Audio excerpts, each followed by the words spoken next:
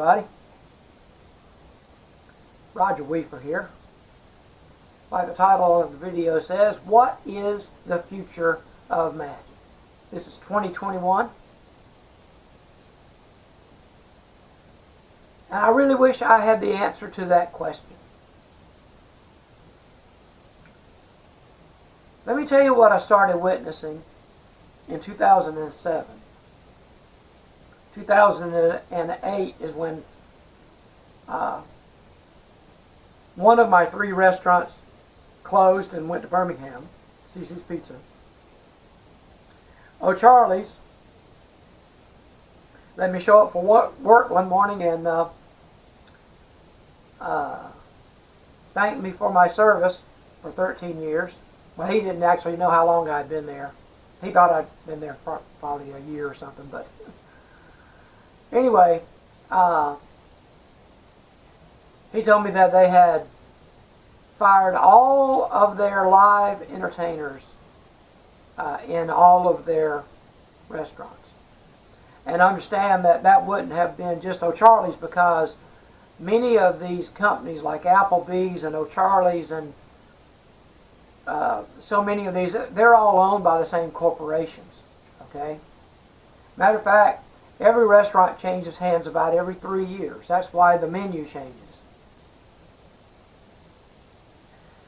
But it was nice of him to let me get dressed, get to work, show up on a Sunday morning at 11 o'clock, and then fire me in person. I really appreciated that. And when I told him that I had been there for 13 years, his mouth fell open, and I said, well, you know, as long as you got another plan besides, you know, food and service to get them out of McDonald's, I wish you luck. And I turned and walked off.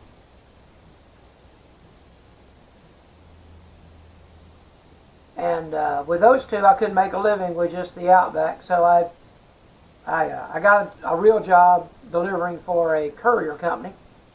And but gradually, they took over my Saturday night slot for them, and then eventually got my entire weekend, even my birthday parties. I had to give up my birthday parties.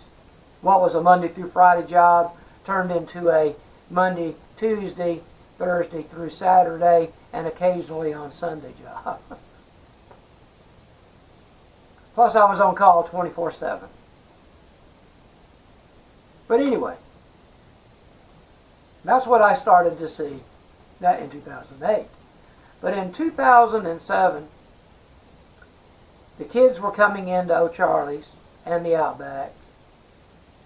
I'm sure at CC's too, but it didn't really matter there. With their games, you know, the little Nintendo handheld game. And if it wasn't Nintendo, it was Game Boy or whatever it was, you know.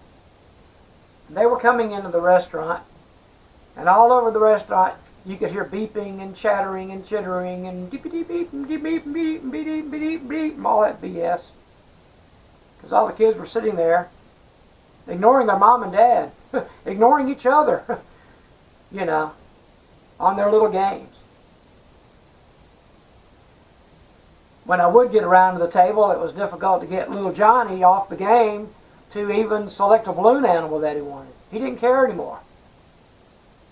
You know, it was all about, you know, making these little dwarfs disappear, popping these little balloons, or Candy Crush, or whatever the crap it is, right?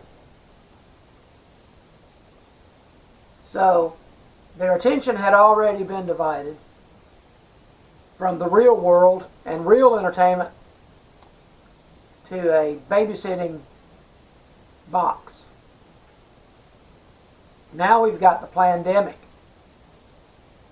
which I want you to understand could last from the initial report for 6 years.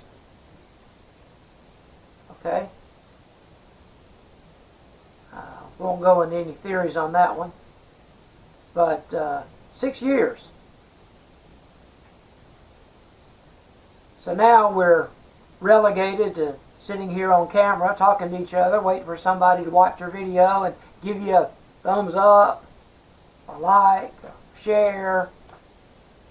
There have been virtually a virtual convention. Vanishing Ink did a virtual convention, which is really pretty cool. You ought to check it out at Vanishing Ink. It happened, I think, 2019, if not 2020. It was pretty cool. Not like being there, though. Not like being able to hang out with all your friends and go out to eat and show each other magic, at the table and stuff. Not like seeing a live show with, on a full stage with music. You got to watch it on a little box, We got chat rooms. Jeannie has a chat room. Jeannie, these places have chat rooms. But I've never been much, I can't type very fast, and that's not my idea of chat. This isn't really my idea of chat, it's not face-to-face. But look at TV.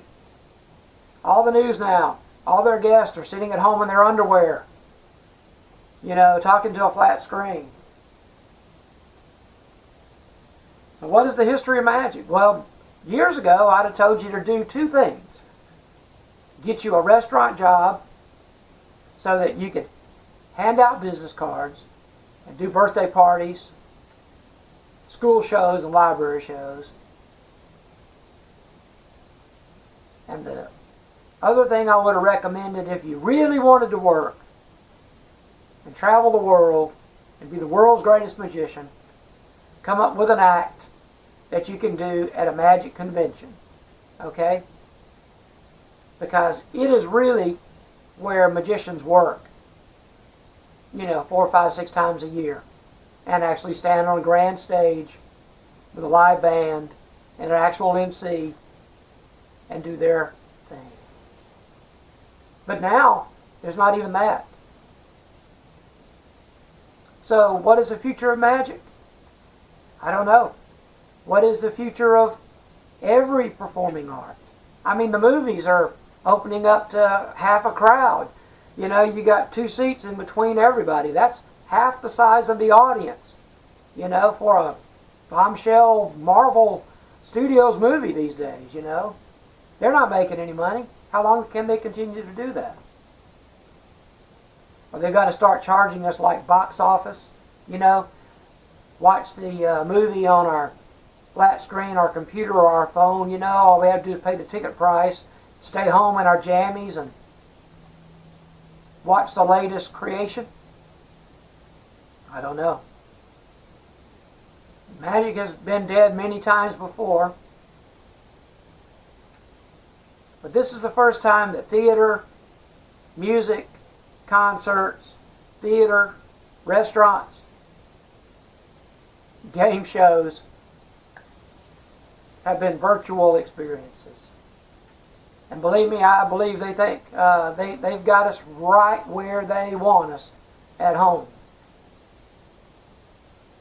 Of course, the rich, they're going to have their entertainment, even if it's in a bunker under the White House.